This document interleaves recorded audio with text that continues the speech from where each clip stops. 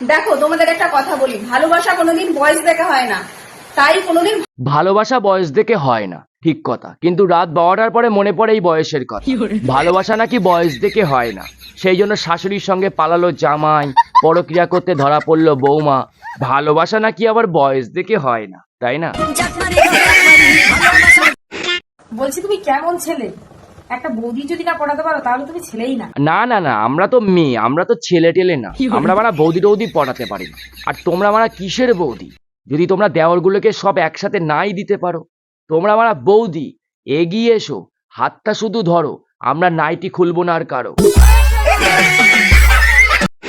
সুন্দরী স্ত্রী থাকতেও পুরুষরা কেন অন্য নারীর প্রেমে পড়ে?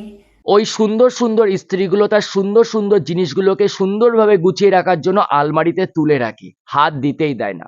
আর সেই অভাগা পুরুষগুলো তার অ্যান্টোনাকে ঝিকঝিক করার জন্য বাইরের কোনো নারীর প্রেমে পড়ে।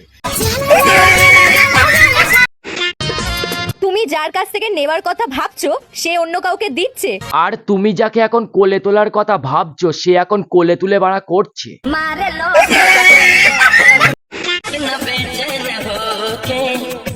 জীবনে আমি অনেক মানুষের কান্না দেখেছি, কিন্তু এই কান্না স্বাভাবিক কান্না নয় রে পাগলা, এটা নিজের সবকিছু শুকিয়ে যাবার কান্না। কাঁদলে তো শুধু চোখ থেকে জল পড়ে, এর তো দেখছি সারা অঙ্গ প্রত্যঙ্গ নড়ছে। বলছি বৌদি, দিলবাগ আর গুটকাকে বাড়া কদ্দিন, এবার তো একটু আপেল কলা শসা মুখে নাও না, মানে খাও খাও খাও।